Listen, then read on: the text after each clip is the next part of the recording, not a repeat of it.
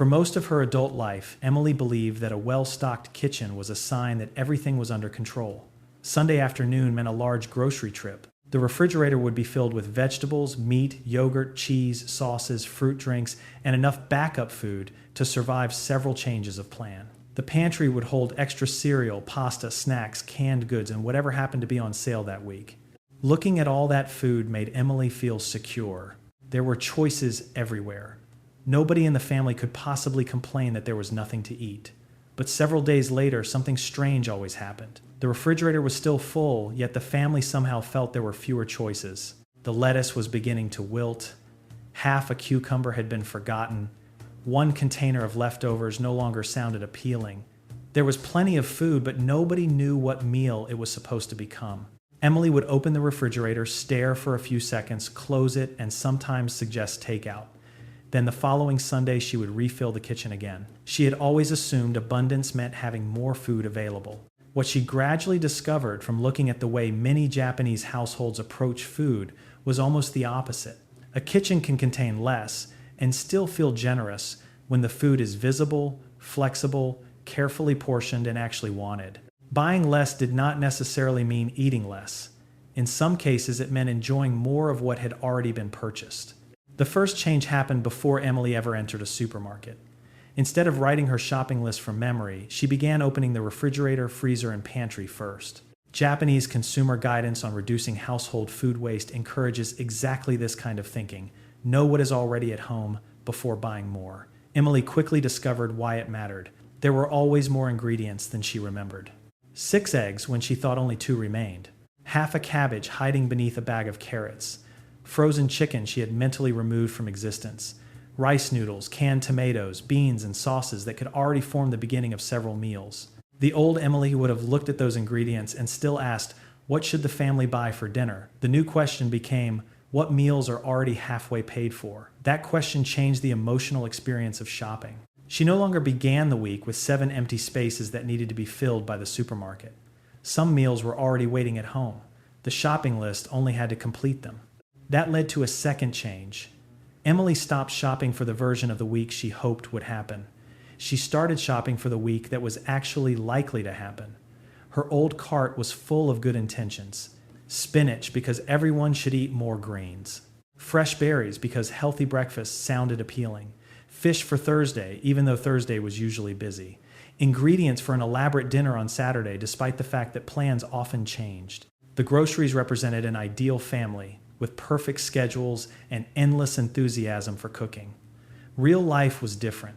People came home late, someone ate with friends, a meeting ran long, a planned dinner became leftovers.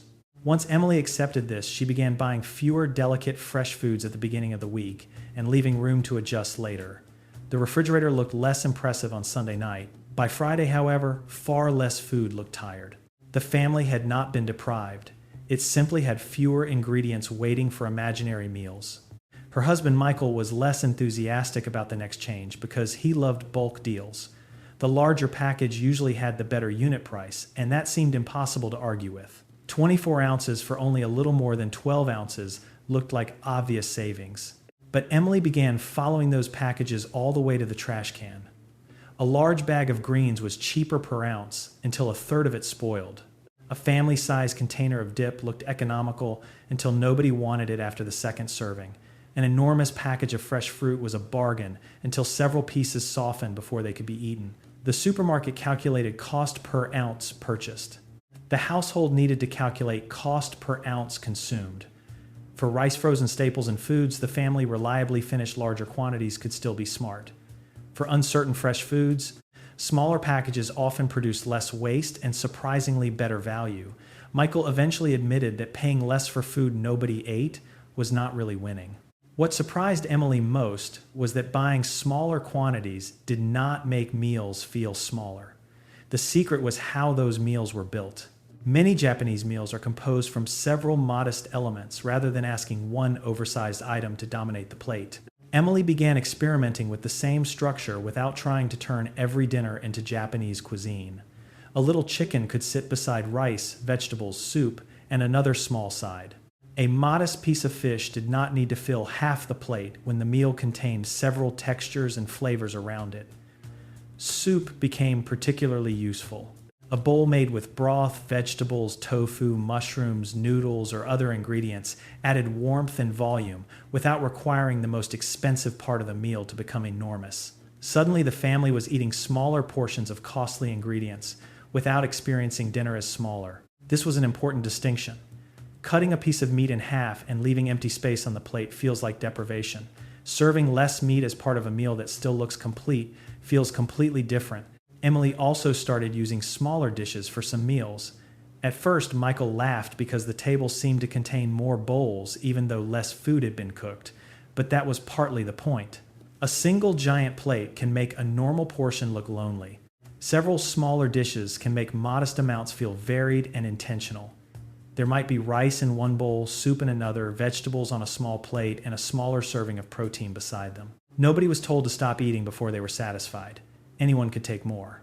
The difference was that the first serving no longer assumed everyone needed the largest possible portion. Food remained available rather than being automatically placed on plates where it might be abandoned. Within a few weeks, Emily noticed that less food was returning to the kitchen scraped from plates. The family was not eating according to the size of the dish anymore. It was eating according to appetite. Variety became more important than sheer quantity.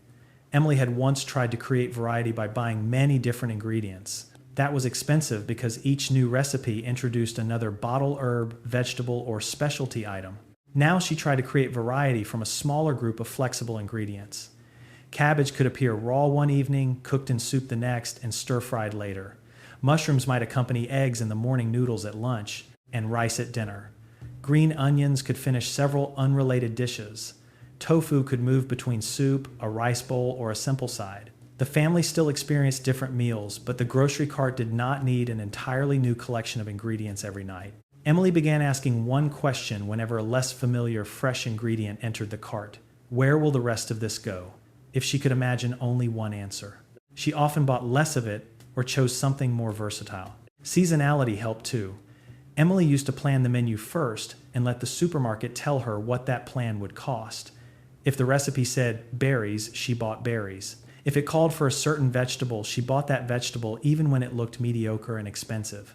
Japanese food culture places strong emphasis on foods in season, and Emily borrowed the practical side of that idea. The store could participate in deciding dinner. If one vegetable was abundant and reasonably priced while another was expensive, the meal could change. If a fruit was particularly good that week, it could replace the one originally planned. The recipe stopped being a contract. This did not mean chasing the cheapest food regardless of taste. In fact, it often meant getting better tasting ingredients because they were being bought when they made more sense. The household felt less deprived because the menu followed what was appealing now rather than forcing the same foods year-round. The refrigerator changed almost as much as the shopping cart. Emily used to fill every available space. Full shelves made her feel prepared, but they also created invisibility. Leftovers moved behind new groceries. Open packages disappeared behind unopened ones. A vegetable could spend several quiet days inside a drawer without anyone remembering it existed. Emily began leaving more breathing room and created one visible place for foods that needed to be eaten soon. Half an onion went there. A small container of rice went there. Cooked vegetables went there. The last serving of chicken went there. Instead of randomly choosing whatever looked newest or easiest, the family could see what needed attention first. The refrigerator became less like a warehouse and more like a queue. This made tiny leftovers strangely useful. Previously, 3 spoonfuls of rice did not seem worth keeping. Neither did half a carrot, a few mushrooms, part of an onion, or a small portion of cooked vegetables. No individual item looked substantial enough to become dinner, so they were easy to dismiss. But several small things together could become something. The rice could go into soup. Vegetables could join an omelet. Mushrooms and onion could become part of noodles. The carrot could be sliced into another dish. The idea echoed the Japanese sense of matanai. Wasting something that still has usable value should feel slightly uncomfortable. Emily did not become obsessive about saving every fragment. She simply stopped confusing small with worthless. The family had paid for the whole vegetable. The final quarter still counted. One Friday evening, this new way of thinking saved more than vegetables. Emily opened the refrigerator and saw eggs, rice, half a pepper, some mushrooms, green onions, and a small amount of chicken. In the past, she would have described the refrigerator as nearly empty. Nothing looked like a complete dinner. She might have ordered pizza and gone grocery shopping the next morning. Instead, the ingredients became fried rice. It was quick, colorful filling, and nearly everything had already been paid for. Friday gradually became a loose, use-it-up night. Sometimes leftovers became soup, sometimes noodles, sometimes an omelet, rice bowl, pasta, or another flexible meal. The family began enjoying the challenge because the result was rarely identical. Buying less during the week created creativity at the end of it. The freezer became another reason the household could own less food without feeling insecure. Emily used to freeze food only when it was approaching the point of becoming a problem. A package of meat sat in the refrigerator for days. Then someone finally said, "We should probably freeze that." Extra rice became dry before anybody thought about preserving it. The freezer was a last-minute rescue operation. She reversed the timing. When meat came home, the amount that would not be used soon was divided immediately. Extra cooked rice was portioned while still fresh enough to be appealing later. Bread was frozen before it became stale. Some ingredients were prepared appropriately for storage rather than being forgotten until their best days had passed. This meant the household could buy a reasonable amount without worrying that every portion had to be eaten immediately. Individual portions were especially useful. Emily discovered that a giant frozen container was not very convenient when only one person needed lunch. A huge block of rice or meat often stayed frozen because thawing it created another leftover problem. Smaller portions made the freezer function more like a menu. One serving of rice, enough chicken for one dinner, a portion of soup, bread in usable amounts. On busy evenings, the family could pull out exactly what was required instead of opening a delivery app. That was when Emily realized something counterintuitive. Buying less does not create insecurity when the food has been organized well. A carefully managed freezer can make a smaller inventory feel more reliable than an overloaded refrigerator. Leftovers also stopped being served as punishment. Michael had always hated the phrase leftover night because it meant seeing yesterday's plate again. Emily stopped asking leftovers to repeat themselves. Roast chicken became part of noodles or a rice bowl. Vegetables moved into soup. Rice became fried rice. A small amount of meat could flavor a larger dish instead of trying to remain the main event. Leftovers were now ingredients with their first cooking step already completed. That made them convenient, not disappointing. The psychological difference mattered. A money-saving system fails quickly when everyone feels they are constantly eating second-best food. Transformation preserved novelty, and novelty prevented takeout. Emily became more careful about cooking quantity for the same reason. She had once believed that cooking extra was always efficient. Sometimes it was. But making 8 servings for a household that wanted the dish only twice produced a different kind of waste. She started considering schedules, appetite, and how well a meal would transform before doubling a recipe. Foods that froze well could be prepared in larger amounts. Dishes the family tired of quickly were cooked more modestly. The kitchen stopped equating more cooking with better planning. Enough became the goal. Even reach changed. Previously, buying less had sounded like a life filled with saying no. Emily discovered that planned enjoyment made restraint easier. Instead of filling the pantry with several inexpensive snack options simply because they were on sale, the household sometimes bought one thing everyone genuinely enjoyed. A good dessert eaten deliberately could be more satisfying than 5 packages of mediocre snacks purchased through habit. The principle also applied to fruit, coffee, bread, and other small pleasures. Frugality did not require selecting the cheapest version of everything.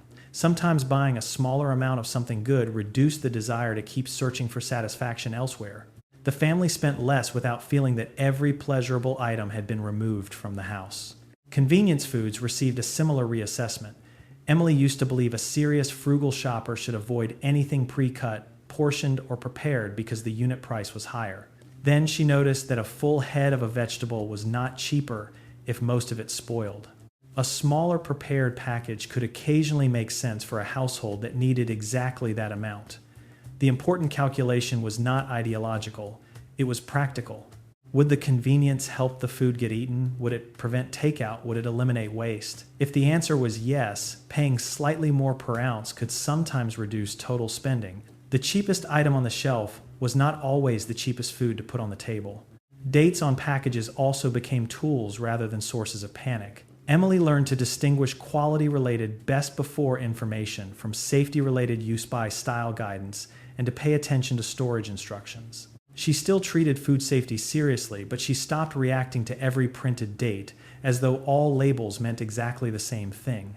More importantly, she began connecting the date to the household plan while shopping. If something would be eaten that evening, it did not necessarily need the longest possible remaining shelf life. If a product needed to survive several days that mattered, the purchase became tied to timing. That timing changed where she reached on supermarket shelves as well. Instead of automatically searching behind the front package for the item with the latest date, Emily sometimes chose the product near the front when it was intended for immediate use. In Japan, this practice is promoted as temedori, one small way consumers can help reduce store-level food waste. For Emily, it created another useful habit: know why an item is being bought.